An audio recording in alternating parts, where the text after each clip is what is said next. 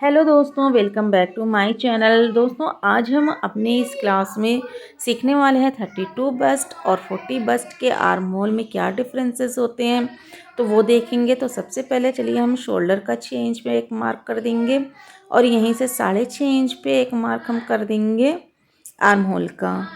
तो यहाँ पे पहले सीधी मार्किंग कर लेते हैं समझने के लिए 6 इंच पे। तो 6 इंच हमने शोल्डर का और 6 इंच आर्म होल का मार्क कर दिया है। तो इसे समझना बहुत ज़रूरी है कि हमारा बैक और फ्रंट पे कितना हम डाउन देते हैं या फिर कैसे कटता है ये कपड़ा, क्योंकि नॉर्मल वीडियो में हम देखते हैं कि हमारा फ्रंट एंड बैक एक साथ कटिंग होता है, तो वहाँ पे हमारा शोल्डर भी जो है एक साथ कटिंग होता है। बट अगर हम एक साथ कटिंग तो करते हैं, लेकिन जो है हमें फ्रंट का एक डाउन देना होता है, यानी कि फ्रंट की जो कुर्ती होती है वो हमारी 1/2 इंच या 1 इंच छोटी होती है बैक साइड से। तो ये देखिए 2 लाइनें मैंने यहाँ पे ड्रॉ की हैं। तो आगे वाली लाइन से जब हम इसको तिरछा लेते हैं फिर उसके बाद में हमारा यहाँ पे लंबाई भी बढ़ जाती है। तो देखिए यहाँ से हमने इसको गोलाई दे दी, तो ये तो हो गया एक नॉर्मल छोटे साइज़ का कुर्ती का गोलाई हो गया। यानी यहाँ पे मैंने 8 इंच में निशान लगाया है, तो ये 8 दूनी 16, उसको जब डबल करेंगे तो 32, तो 32 साइज बस्ट का ये निशान हो गया। तो ये सही आएगा कि इसमें फंसने का भी या खिंचने का कोई डर नहीं होता है ज़्यादा। बस हमें समझना होता है कि जब हम ज़्यादा बड़े साइज़ की कुर्ती जब बनाते हैं तो उसमें क्या डिफरेंसेस होते हैं, तो ये चीज़ समझना बहुत ज़रूरी है। जैसे कि हमारा झोल आता है, ये सब चीज़ देखना ज़रूरी होता है। तो यहाँ पे हम 3 गले का निशान लगा लेते हैं, 4, 4.5, 5। तो 5 इंच तक भी गला बहुत डीप नहीं होता है, छोटा ही होता है ये। बड़े साइज़ की कुर्ती में ये और छोटा है, क्योंकि कुर्ती हमारी जो है वो आगे की साइड आती है। तो 32 साइज़, 34 साइज़, 36 साइज़, ये सब नॉर्मल साइज़ में आप इस तरह से कटिंग कर सकते हैं।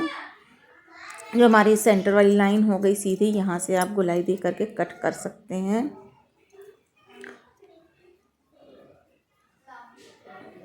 अब यहाँ से देखिए हम एक निशान लगाते हैं 7 इंच पे। तो 7 इंच लंबाई लगा रहे हैं आर्म होल का, क्योंकि जिस हिसाब से होगी 40 प्लस साइज़ की जब हमारी कुर्ती का साइज़ होगा, तो उसके हिसाब से हमारा यहाँ पे हाथ का जो ये भी साइज़ बढ़ेगा। तो उस हिसाब से हम यहाँ पे 7 इंच आर्म होल का निशान लगा लेते हैं। अगर हम 6 पे कटिंग करेंगे या फिर हाथ जिनका पतला होता है, बहुत से ऐसा होता है कि हाथ पतला होता है, तो उस पर भी कटिंग कर सकते हैं। अब जो हमारे यहाँ पे खिंचाव आता है छोटे गले में, उसके लिए क्या करना होता है, यहाँ पे हम एक्स्ट्रा करके जो है लगाएंगे पहले निशान 6.5 पर। 6.5 पर निशान लगा करके भी गुलाई दे सकते हैं, इस तरह से भी, ये देखिए इस तरह से भी गुलाई दे सकते हैं। लेकिन जब हम कभी 4 इंच का गला बनाते हैं या 4.5 इंच का गला बनाते हैं बैक साइड में, तो उसके लिए हमें आर्म होल कैसे कट करना है, ख़ास करके पीछे वाला, क्योंकि पीछे वाला आर्म होल में जो खिंचाव आता है तो पहनने में ये आगे की साइड में हाथ नहीं मुड़ पाते हैं, खींचते हैं। तो ये चीज़ आज हम समझ रहे हैं इसमें।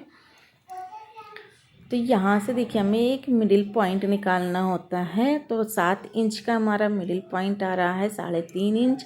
तो 3.5 इंच पर यहाँ पे देखिए 7.5 इंच पर मैंने एक मार्क कर दिया है। तो 7.5 इंच पर मार्क करने के बाद में वहाँ से एक लाइन हम ड्रॉ करेंगे।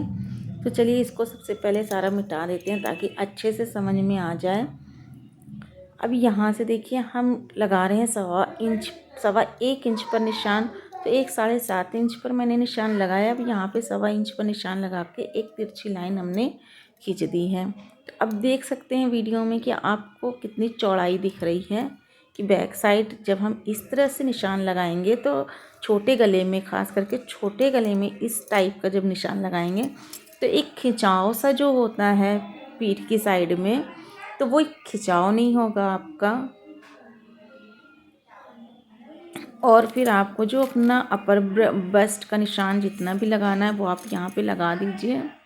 अब ये देखिए सेंटर की जो हमारी लाइन है वो रहेगी, क्योंकि सेंटर की लाइन इसलिए रहे क्योंकि हमें जो ऊपर का शोल्डर से वो, ताकि हमें पता चले कि हमें किस साइड में अपनी लाइन ड्रॉ करनी है। तो अंदर की साइड में मैंने 1.25 इंच का निशान लगाया। अब यहाँ से गुलाई दे देंगे। तो जो झोल आता है हमारा यहाँ पे आर्म होल में फ्रंट पे जो झोल आता है, तो इस टाइप का जब हम निशान लगाएंगे तो ये हमारा झोल नहीं आएगा। तो शोल्डर हमारा उतना ही है, 6.5 इंच है शोल्डर हमारा उतना ही है। बस वहाँ से जो हमने लाइनें ड्रॉ की हैं अपनी सेंटर वाली लाइन से पीछे वाली 1.5 इंच पे और फ्रंट वाली हमने 1.25 इंच पे ड्रॉ की है। तो वहाँ से जब हम अपनी गुलाई देंगे तो जो ये हमारा खिंचाव आता है बैक साइड में और झोल जो आता है हमारा फ्रंट साइड में, ये नहीं आएगा। अब देखिए, जब हम डीप नेक बनाते हैं तो सेंटर वाली लाइन से ही आप जो है गुलाई दे सकते हैं, तब ये खींचेगा नहीं, क्योंकि जो नेक की चौड़ाई है ये कवर कर लेता है।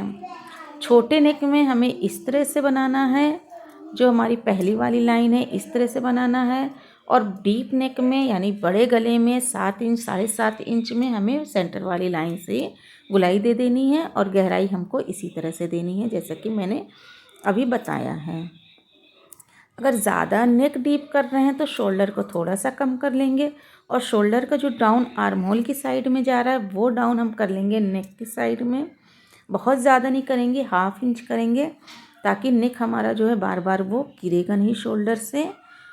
तो इस टाइप से जब आप कटिंग करेंगे अच्छी तरीके से तो जो है जो खिंचाव आता है या जो झोल आता है वो नहीं आएगा। बाकी जो नॉर्मल कटिंग इस तरह से जो होती है वो इस तरह से कीजिए। गला जितना भी है रख रहे हैं छोटा बड़ा, उस हिसाब से सिर्फ बड़े साइज़ में समझना बहुत ज़रूरी है, जहाँ पे मिस्टेक हो जाता है बिगनर से। आई होप कि आपको वीडियो आज की समझ में आई हो। मैंने सिर्फ 2 पॉइंट पे बात की है, अगर ये 2-3 पॉइंट है समझ लेंगे तो कुर्ती की कटिंग अच्छे से आ जाएगी।